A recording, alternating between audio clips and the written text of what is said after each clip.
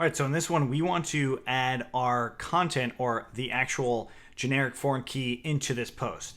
Now, doing it the template method is, well, it's not always good even when you can do this reverse because sometimes it takes out the logic from the view. So what we want to do is actually have this sort of logic in the view. So it's not going to work this way for generic foreign keys. You actually have to do some additional things to actually get this. So I'm also going to get rid of this Facebook comments. We no longer want that to show up. In fact, I'm going to delete it completely. But now instead we want to have just comments. So I'll add p class equals the lead, and we'll say comments. And we will now come in here and have a comments section here. So I'm going to go ahead and delete the instance comments set. So if I refresh, let's make sure our server's running, of course. And if I refresh in here, I'll now have a comment area underneath. So going back into the documentation for comments and generic relations, if you scroll up a little bit, you'll see that you can use the content type manager. So this is basically getting the content type. This makes a lot more sense once we actually put it into action. So let's go ahead and jump into our Sublime Text, and we're going to go into the views for posts. But before we do that, I'm going to go ahead and copy the content type import. So inside of views for posts, this is where we're going to be. And we want to do, first of all, from comments.models, import comment, and make sure it's all capitalized. And then we also want to import the contrib content type stuff. Okay. So now we want to use comments inside of a detail. So inside of post detail, we want to put comments in here. So first of all, we'll have to do content type equals to content type dot objects, and we are going to get for model, and the model itself is the post model, right? So we want to make sure that we're getting the content type for the post model, and then we want to get the object ID, which is the post ID, which is going to be instance.id.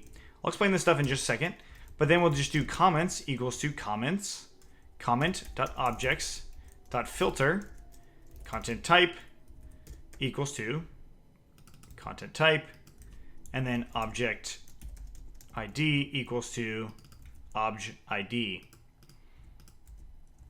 Okay, and then we're going to add this into our context. Save that, and we're going to go back into our post, and now we have that comment actually coming through. Okay, so what's going on here? Now, if you remember back to the content types themselves, we can actually select a different model for our content types. So this is just getting us that content type of post, which is the instance or the object that we're working with. And then we actually have to get the ID that it's related to. So it's just really just saying, hey, posts.objects.get ID equals to instance.id.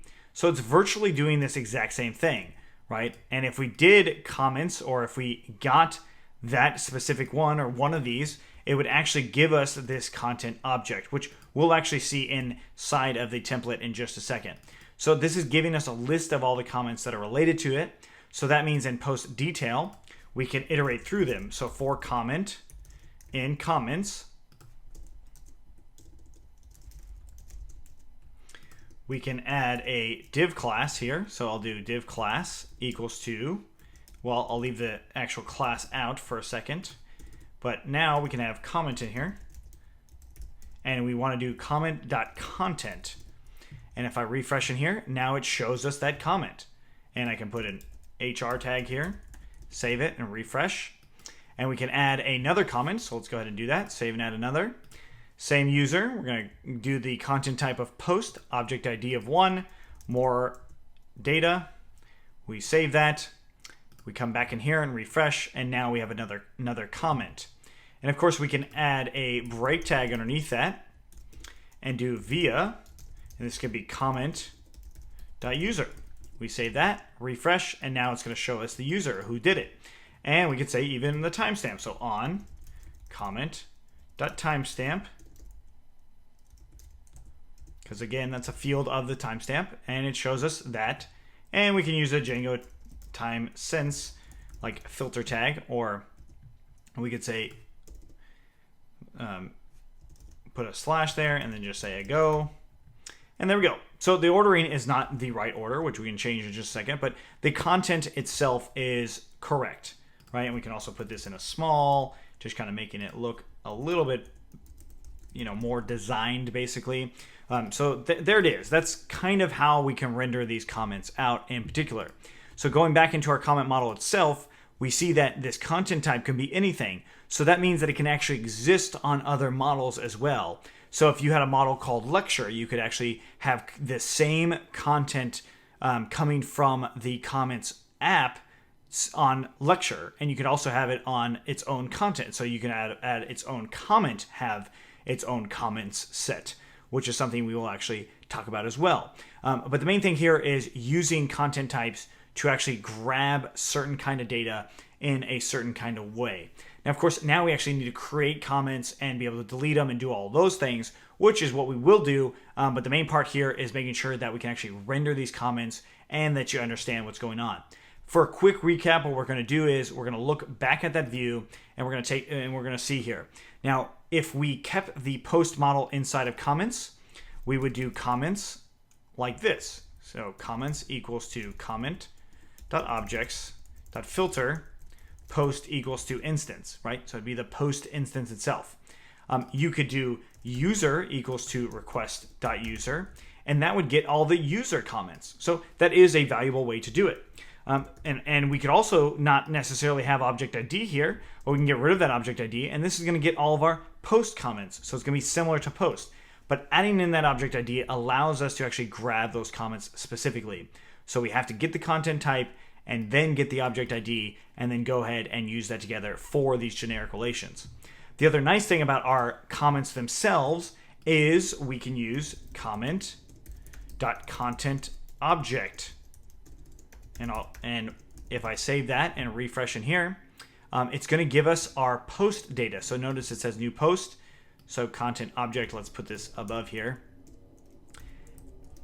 And at the very top, it says new post. So new post is here, new post. And then if I do that same thing, content object.get markdown, refresh, notice it's now repeating the content itself. So that is actually getting the post object itself. So it's the same thing as this is right here. So that's what's cool about foreign keys, is then you can still get the object by that other field, which if we look into our comments, this is that other field right here. That's the actual generic foreign key, because the content type is realistically the foreign key. And then we grab that object ID, and then the generic foreign key combines those two things to actually get that particular object. And this will not likely fail unless, of course, your object ID is not valid. So that's something else that you may want to check. So if you have any questions on this, let us know. Otherwise, let's keep going.